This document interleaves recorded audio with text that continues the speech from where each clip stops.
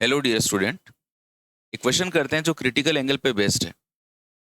Light takes t1 time to travel a distance a in a medium 1 and takes time t2 to travel a distance b in the medium 2।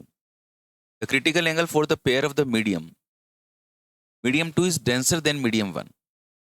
देखो यार, दो medium अपन ने बना लिए। जैसे इसको मैं मीडियम 2 बोल देता हूँ, इसको मैं मीडियम 1 बोल देता हूँ।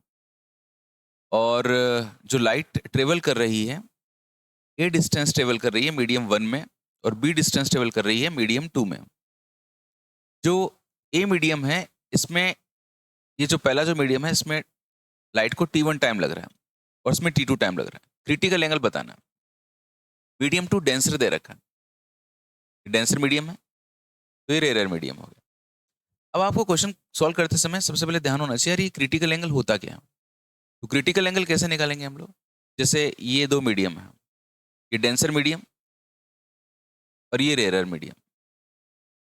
अगर आप डेंसर मीडियम में आते हैं इधर से और जब रेयर मीडियम की तरफ जा रहे होते हैं और आपकी रे इस तरह से पैरेलल मूव करने लग जाती हैं, जो कांटेक्ट की जो सरफेस है उसकी पैरेलल मूव करने लग जाती हैं, तो इस समय जो एंगल ऑफ इंसिडेंस होता है, उस एंगल ऑफ इंसिडेंस को हम लोग क्रिटिकल एंगल कहते हैं।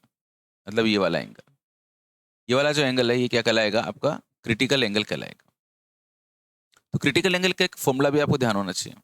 अगर एक क्रिटिकल एंगल है और एंगल 90 डिग्री है, तो क्रिटिकल एंगल का फॉर्मूला होता है sine theta C is equal to mu R upon mu D. Mu R का मतलब होता है रेयर मीडियम का रिफ्रैक्टिव इंडेक्स और म्यू डी है डेंसर मीडियम का रिफ्रैक्टिव इंडेक्स। अब आप लोग जानते हो कि म्यू इज प्रोपोर्शनल टू होता है 1 upon velocity. Mu is proportional to 1 upon V होता है।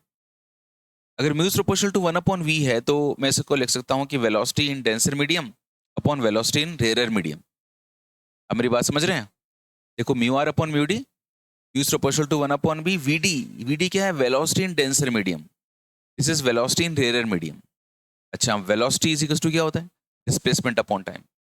वेलोसिटी इज इक्वल टू होता है डिस्प्लेसमेंट अपॉन टाइम। तो यहां पे मैं इस फॉर्मूले को लगाने जा रहा हूं। तो जरा देखिए कैसे अप्लाई किया जाएगा फॉर्मूला। मुझे क्रिटिकल एंगल चाहिए, तो sine theta C is equal to, जैसे मैंने आपको बताया, mu R upon mu D is equal to mu D upon mu R, sorry V D upon V R. Velocity is equal to displacement upon time. तो ये denser medium है, denser medium में जो displacement है वो b है और जो टाइम लग रहा है वो t2 है। Displacement is b and time is t2 upon rare medium में distance is a and time is t1। उसको लिख सकता हूं मैं b upon a, t1 upon t2। Sine theta C की वैल्यू मेरे पास में आ चुकी है, b upon a, t1 upon t2। तो क्रिटिकल एंगल आ जाएगा मेरे बच्चों साइन इनवर्स bt1 अपॉन 82। जब मैं इसको ऑप्शंस में देखता हूं bt1 अपॉन 82, तो ये मुझे मिलता है bt1 upon 82। This is the second option. Okay, तो आई थिंक बिल्कुल क्लियर हो गया होगा अब आपके। सबसे पहले कोई भी क्वेश्चन पढ़ने के बाद में एक प्लान किया करो यार, एक पिक्चर बननी जरूरी है उसकी माइंड में, है ना। पिक्चर बनने के बाद में जो रिलेटेड फॉर्मूला है वो आपको अच्छे से पता होना चाहिए कि क्या क्या फॉर्मूले आएंगे, एंड देन फिर उसको सही तरह से कैलकुलेशन अगर आप कर लेते हैं तो you will get your correct answer. ऐसी प्यारी प्यारी फिजिक्स को देखने के लिए, समझने के लिए जुड़े रहिए आप एपीजी की दुनिया पे। इसकी प्लेलिस्ट को एक्सप्लोर कीजिए, खूब मेहनत कीजिए, आप जरूर सफल होंगे। Thank you so much and God bless you.